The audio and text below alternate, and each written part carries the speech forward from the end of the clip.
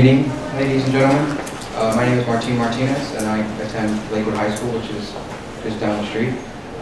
Today, you're here to witness the stories of Brady Johnson. To enable them to tell the story, we've come together as DA, which is a youth-led, youth-run program in the state of Florida, which has a delegation in St. Petersburg, and this is the Childs Parks Chapter.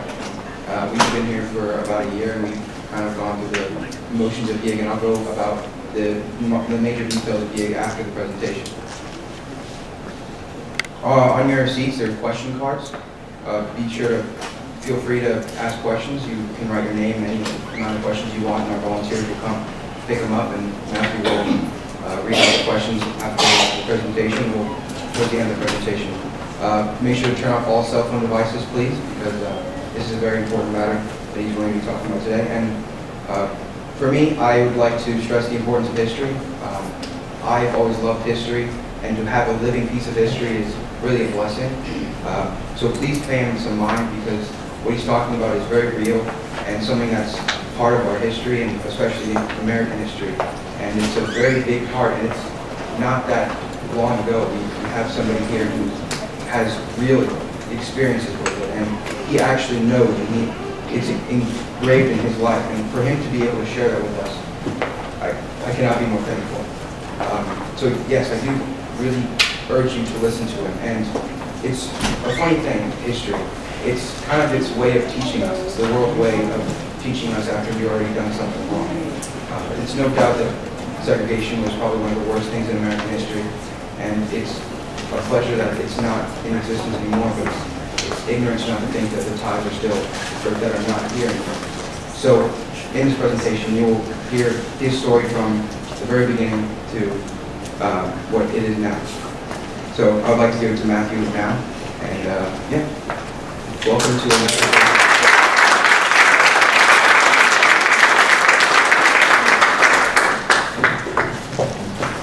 Hi, my name is Mathew once again, and this is Brady Johnson to my left. And so we'll go ahead and I'll ask him a few series of questions about his life and his experiences, and at the end we have some allocated time for any questions you guys have, so feel free at any time to write down your questions and raise them up, and someone in the back will go ahead and grab them. So Brady, how are you today? So can you go ahead and tell me a little bit about yourself and where you grew up? Well, my name is Brady Johnson. I grew up in a little place right outside of Selma called Alberta. I'm from a family of 11. I had 11 brothers and sisters. My mother was named Mary Johnson. My dad was named William Johnson. My dad was a railroad guy, and also we had a farm. I picked cotton, plowed mule, and we just lived on the farm. My dad basically worked on the railroad, Southern Railroad. So what kind of role did your parents have in your life growing up? Well, I just retired a couple of years ago, 44 years. My dad, he was a strong believer in getting on a job and stay there and try to work your way up and retire. In this day and time, very few jobs you can retire now. But my dad was a big inspiration for me to just get there and stay there and hallelujah, retire and got a pension. So what are some of your earliest memories of racism growing up, and kind of the vibe that was in your community? Well, it didn't take me long to find out for racism, but one of the biggest, one day my dad was taking us to town, and we stopped in a little place, and McDonald's wasn't just getting out there, but we stopped at a little hamburger place. We walked inside the door, and we started placing our order, so our regular manager came from the front. He said, "No, y'all can't place your order here. Y'all got to go around back." So we decided we wasn't going to go around back, and we decided. I picked up a couple of salt shakers and put in my pocket for souvenir. But that was one of the first times we got asked told to just go out and go around back, and we wanted to be served. And what kind of impression did that leave on you at a young age?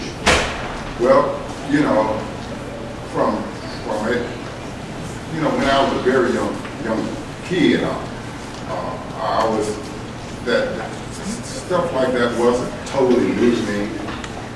Because I have already seen things like that. Even that was sort of minor compared to some of the things, you know, like that impressed me. But when I used to go down the streets and see the Klansmen burning crosses in front of people's houses, that sort of scared me a little bit. We had a conversation earlier this year, and I remember when we had that conversation, you talked about this thing your dad would say about the black-white divide in your area. Can you kind of tell me what that was and kind of explain what that meant? The black-white divide about. Oh, well, you know, it just when you've been growing up, you know, well, growing up back in the day, my dad used to tell us, you know your place, and you know what you can do and you can't do.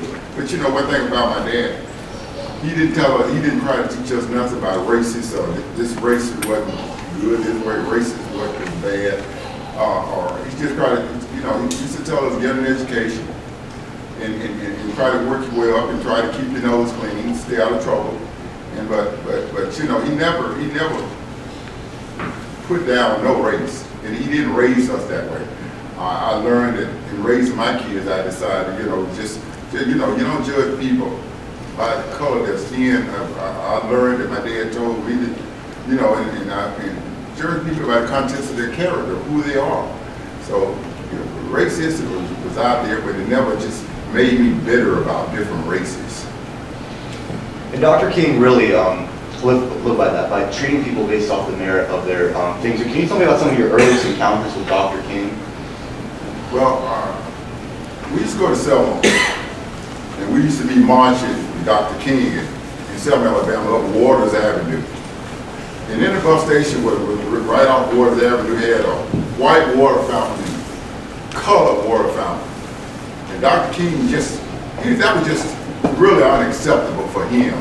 And a lot of times we would march down there and say, well, we're going out to the bus station, we gotta take us a drink of water from the white water fountain. And we'll go down there, and they got white over here, colored over there. The water tastes the same, but I don't know why you couldn't drink at the same water fountain. But he'll take a drink, and sometimes he'd get arrested, and sometimes he wouldn't get arrested. But we used to march just for equal opportunity. And that's why I started out with march with Dr. King, just by trying to open the door for all people. How important would you say Dr. King was to the African American community at the time, and what was it like to be there and hear him speak about such issues? When I started listening to Dr. King maybe when I was 9 or 10 years old.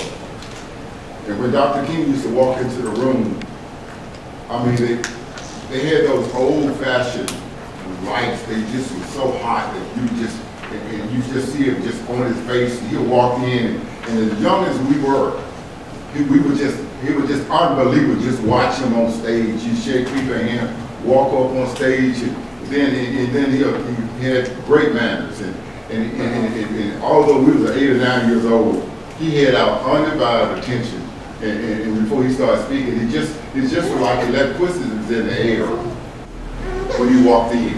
You know, and we enjoyed him, and he inspired us so much because he walked in, and although he was afraid of different things, he wasn't afraid to speak up and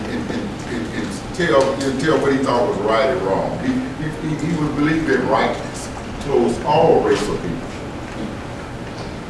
So you already mentioned that you marched on in Selma, and to clear up any confusion that was in our marketing, Dr. King was not at Bloody Sunday when he marched. He was at a later march in Selma.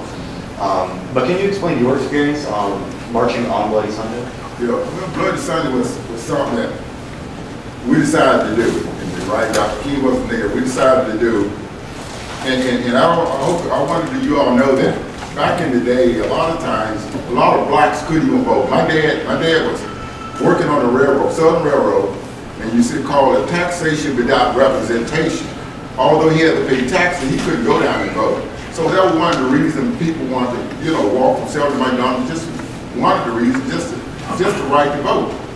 And George Wallace, George Wallace, governor of Alabama, he wasn't going to hear that.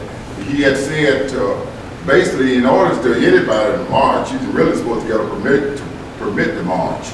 And we wanted to go down Highway 80 to just try to demonstrate some things that was unfair.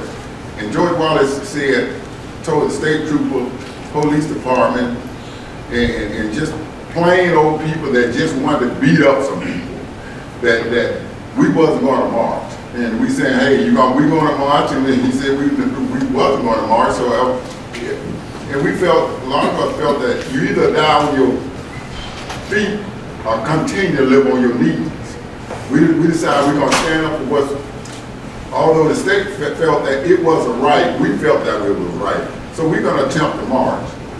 And we will attempt to march, and I was a very young age, and my dad had told us when everything go down, try to get out the way and stay out the way. Because, you know, they was out there, when they had tear gas, German Shepherd dogs, and I don't know, have you probably ever seen a war zone, but when they attacked at us, oh my God, it was just like a beat down. They didn't care where they hit you.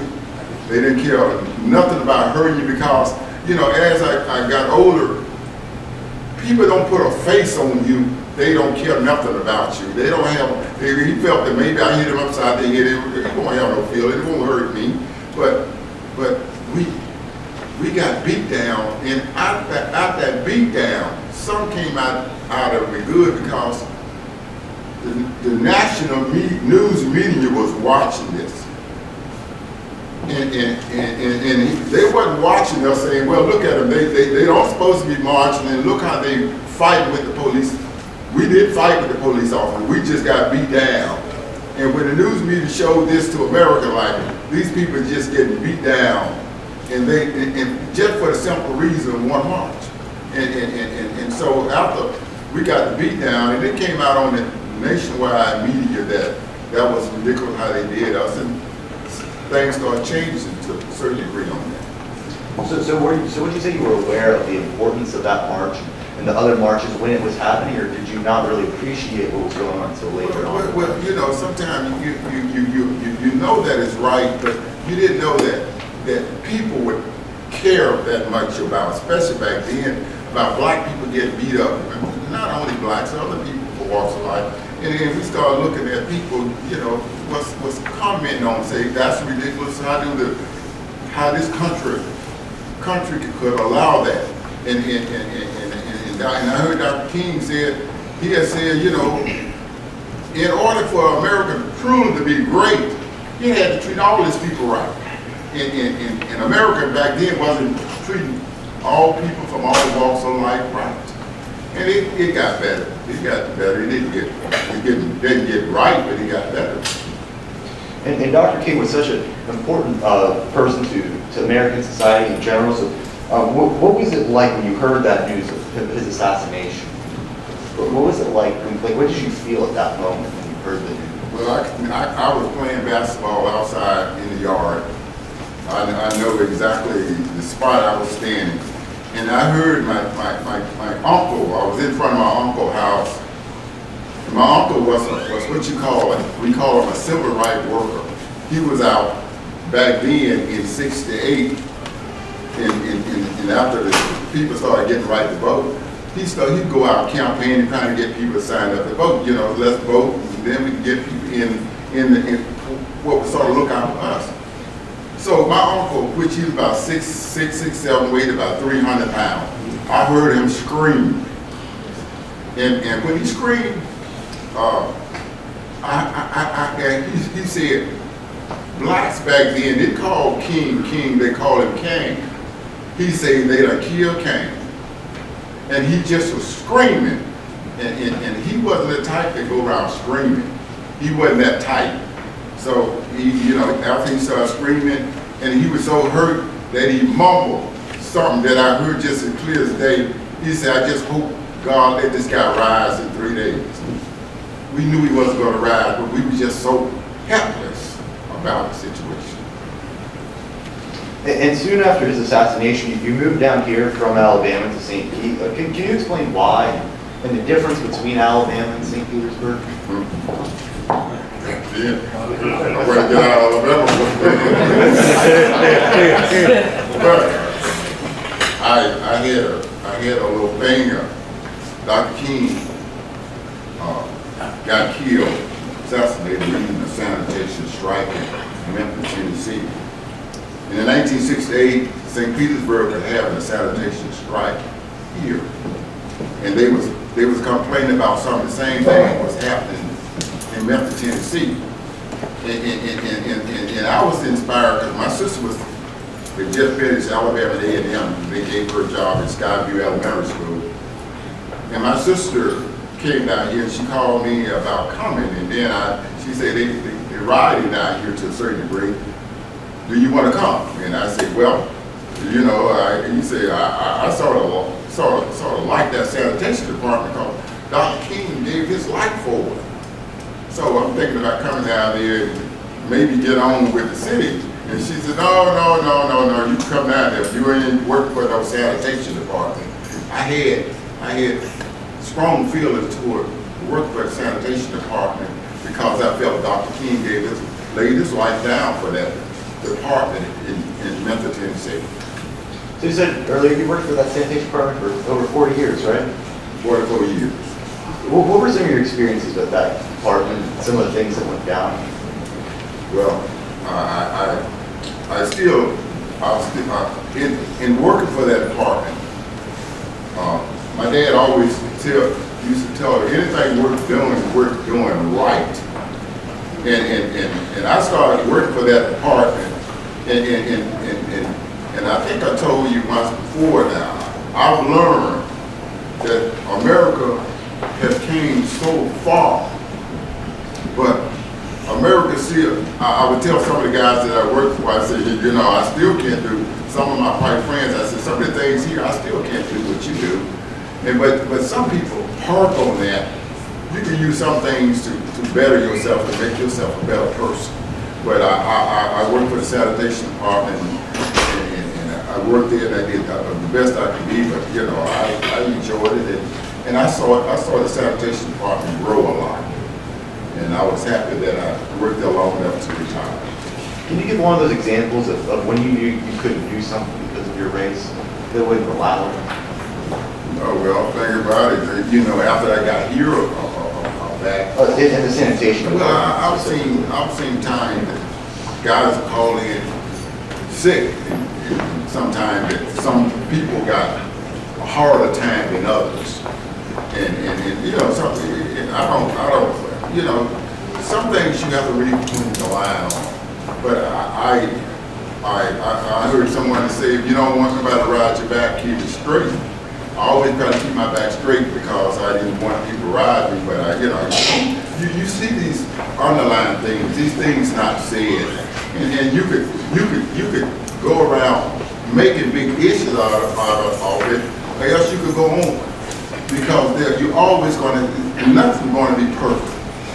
So you just have to learn and make the best of the situation.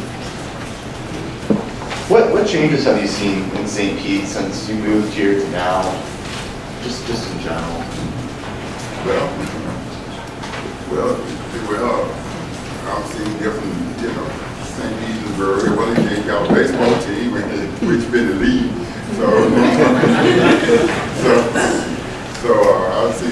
I've seen St. Pete grow, but in the last few years, I think St. Petersburg is one of the greatest cities to live in. You go downtown now, it's simply unbelievable. There's a lot more opportunities for young people. You can get yourself an education. There's a lot of opportunities for you. But St. Petersburg is one of the better cities you can live in. And I love here very much. And you know, I like my neighbor. And you know, but it had grown a lot. And you know, it has some ups and downs. Overall, I'm happy that I'm in St. All the time has passed between now and the beginning of the civil rights movement in 1960. What changes can you still make today? Well, me personal, the changes we probably still make today that that Dr. King would say that, like, I heard Ronald Reagan say to Gorbachev, tear these walls down. Tear them down. You know, let your people go. And I'm saying, I'm looking at how the world is now. I'm saying people sometimes want to build walls, but I think we need to build bridges. Build bridges over communities that over to put us together. I don't believe in walls. I believe in building bridges from Maine to California, that people from all walks of life could walk on these bridges. And I truly don't believe in building walls to keep people out. Let them down, let people come in. And where do you see this change begin? Do you see it coming on a very large level or starting on a smaller level? Say that again. Where do you see this change coming, this change of the building bridges? Do you see that coming from a large, like, governmental standpoint or more in the local community? Well, you know something? I'll say this. Let me say this. Do anybody know what this is? Anybody? You see, when you start thinking about changes, and some people want to change this and change that, or don't like this or don't like that. I'm a strong believer in you start with the man in the mirror. You make changes with you. Once you start making those small changes with you, now you take a look at yourself. If you start, even if you start at the highest office of the land, start with the man in the mirror. Take a look at yourself, and then you will see that you can start with the small changes and make them big.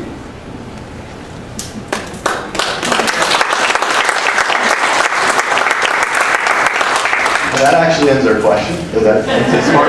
It really was. That was perfect. So are there any questions that we have? If you just fold your cards up, we'll come around and grab if you have any questions. You want to have the cards for it?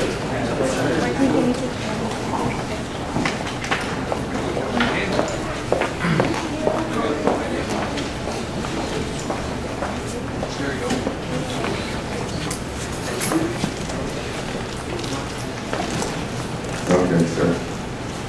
So this question is from Lauren. What is an example of when you felt not equal to people of other races?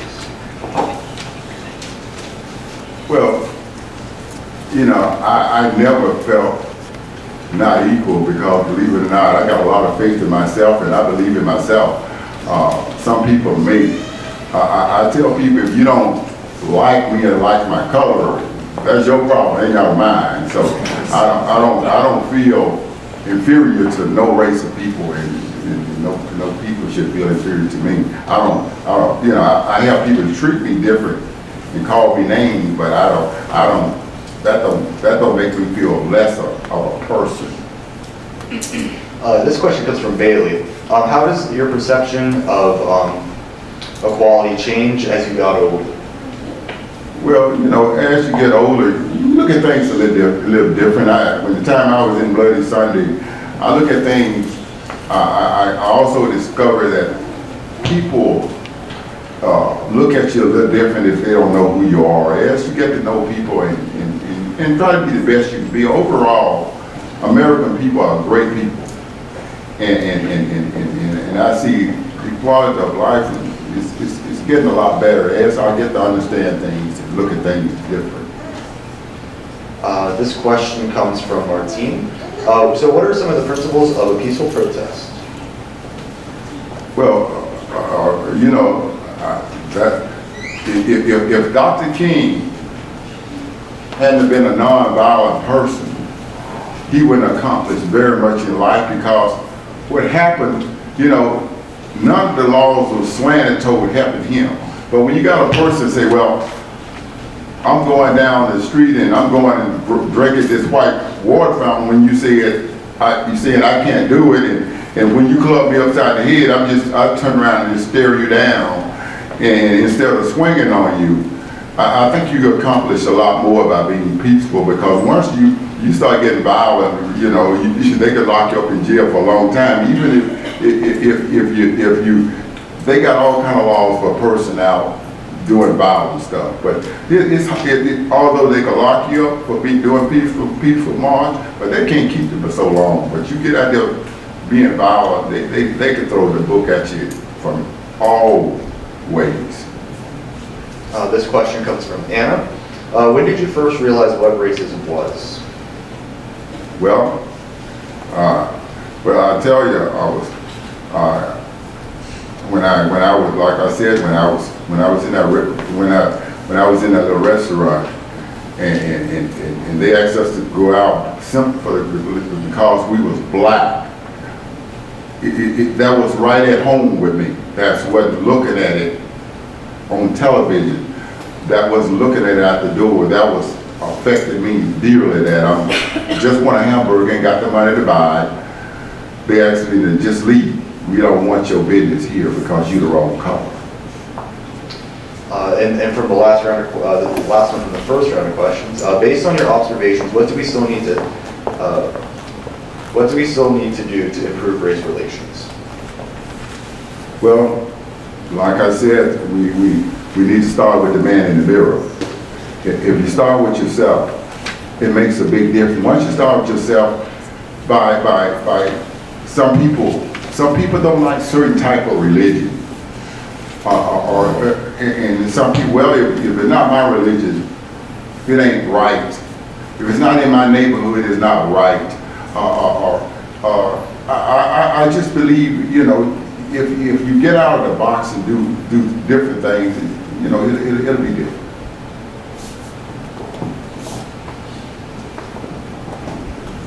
So this question comes from Glenda.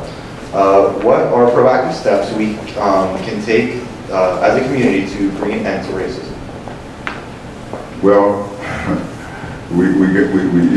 you know, personal, we shouldn't even be talking about racism in this day and time. I thought we was nearly there when it comes to racism, but you know, racism is live and well.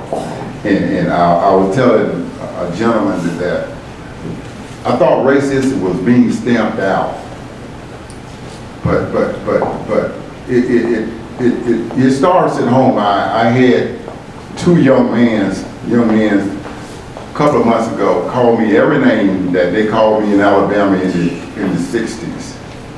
And what scares me about that some people, the older their parents, racism is not bred into you. Racism is basically taught. And we can start at home trying to teach our kids and our young people that I don't care if just because the person they're not like you, that don't mean they're wrong. You probably need to just, like I said, take a look at yourself. Get out of the box and build bridges. Tear down the walls. This question comes from Basil. So, raising young boys, did you have to teach them how to avoid police cruelty, and how was that as a parent? Well, in raising my kids, you know, kids do. When they hear you talk, they pay a lot of attention to that. I told my kids that you know, love everybody from all walks of life. You know, we all sisters and brothers, and until we all look at that, I don't care where you're from, what part of the world you're from, we all is God's children. And I taught my kids, like, don't you look at people judge them by the contents of their character, not by the color of their skin. This question comes from Cherie. How old were you when you crossed the Pettus Bridge, and did you have family members who support you alongside? Yeah, well, back then I was with my father. I was about 14 years old, and I'm from a family. I'm from a family that you know we could march and cross the bridge. A lot of people back then couldn't cross bridges because they was living in the wrong place, and different things would happen if they crossed bridges like we did. This question comes from Liam. Before you started following Dr. King, did you already participate in civil rights movements? And if so, how did you do? Well, I've been following Dr. King ever since I was, probably 12, 13 years old. Because one thing about Dr. King, with me, he was the beginning. And he was right there from the very beginning. And I just watched how he did things. And he did things, I've seen people just spit in his face. You let somebody spit in the average person's face these days, it's on. And I'm hoping that I wouldn't hit a person that spit in my face, but Dr. King did it. I just seen him took it and wipe it off and throw it and keep going. Keep going. This question comes from Walter. How do the old Jim Crow laws manifest themselves today, if at all? Well, some of the Jim Crow things of yesteryears, it seemed like some things are staring you back in the face that that happened in the years. So my light at the end of the tunnel is that we're not home free yet. We still got a lot of work to do from the old days up until now, because some of the things people say to me and some of the things people are doing to each other now, they did it back years and years ago. And the last question we have up here is, can you give me some of the positive changes you've seen since Dr. King and the Civil Rights Movement? Well, there never would have been a Obama if it hadn't been a Martin Luther King. Dr. King got out front and started doing different things, trying to open doors for people.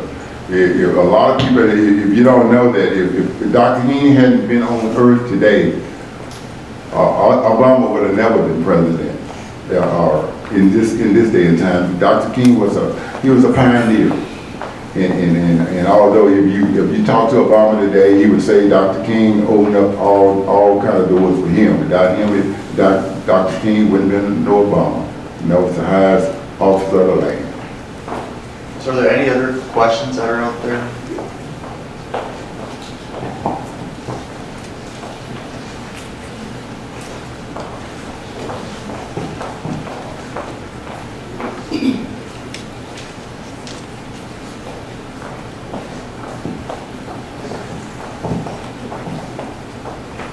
And this one comes from Ann. What do you do when you feel low? Excuse me? What do you do when you feel low? When I feel love. No, low. Oh, yeah. Sad.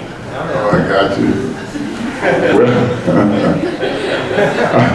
Well, I promised my teacher that I wouldn't go there, but I've been feeling real low lately in the last year, and I've been doing a lot of praying and hoping things get better in this country. This country, to me, this country is we got some work to do still, and I'm hoping that we can get there. But I had a major setback in my life when it comes to lowness. Some things happened that I follow what's going on in this country, and I hear things being said just simply not right. And I could watch CNN News and Nevada. I find myself watching it all the time, saying, "I can't believe this. I can't believe this." And I come out a little depressed about a certain situation. But like I said to my teacher, that we will overcome. I used to sing an old hymn saying, "We shall overcome." And we shall overcome someday. Well, thank you very much for your time, and thank you, Brady, for your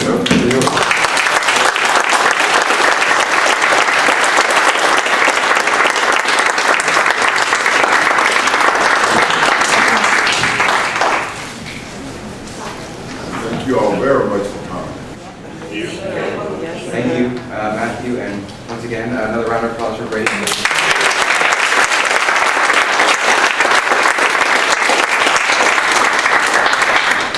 I would like to touch upon some of the things that he was talking about, maybe not in the detail because, you know, I've only been on this planet for 15 years, but it all starts with you. One of the first pioneers was Abraham Lincoln, who wanted to we can complain because rose bush have thorns, but we can rejoice that thorn bushes have roses. Now, in that day, it might have seemed like the best thing, but to not pay attention to those thorns is ignorant. Dr. King actually said something, and this is something that once I read, I took it very dear. It said, "Injustice anywhere is a threat to injustice everywhere." And that goes for anything. If you see something and you feel that is wrong, you can clearly make a difference. And like he said, it all starts with you. Especially now when you can make something public within seconds, if that's a good thing or a bad thing. You can voice your opinion. And actually the program that this is possible because of has really helped me do that. Youth in Government is a Florida youth advocate, or youth-led and youth-run program where it allows students to learn about government and what it does. I actually entered the program in middle school because my history teacher was like, "Oh, you should just do this," and I was like, "Why not?" And little did I know that "why not" would turn into a lot of, well, no pun intended, but it would turn into a "why" because it's why I see it. But I really learned a lot. I learned how to debate ideas, not people behind those ideas. And I feel that it's really important with this because you don't pay attention to the person or the character of the person, or you take the idea, not the person, if that makes sense. If you take the idea constructed by the person and not the person who constructed the idea, and you analyze the idea and not the person, and I feel that, especially nowadays when it's all about somebody's credibility or something like that, that's lost. It's not, when somebody voices their opinion, they shouldn't be completely destroyed just because they're this or they're that. Everybody deserves a voice. Everybody's human. Everybody breathes. Everybody lives on this planet together. And in my days of 15 years, which I don't know, I've really learned that people are all the same. We all have the same basic wants and needs, and we just want to be lived in harmony and peace. And the only way we can do that is by changing ourselves and looking to the people around us and kind of for a little bit of support. I would also like to thank you again to Brady Johnson, and he also has a business at the Saturday morning market if you guys want some good barbecue.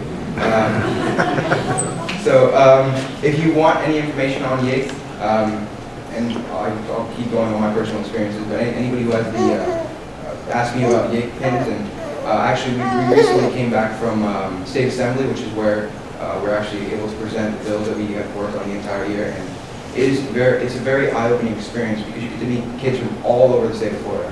And I remember talking to this one kid, and I was like, "Oh, where are you from?" He was like, and she was like, "Oh, Miami." I'm like, "Oh, it's not like that's 5 hours away or anything." But it's crazy to think that even in the state of Florida, there's so many different ideas, and there's so many different atmospheres and stuff like that. So I feel that it provides a great starting point to a better place where people are able to solve issues civilly. So yes, thank you, and thanks for coming out.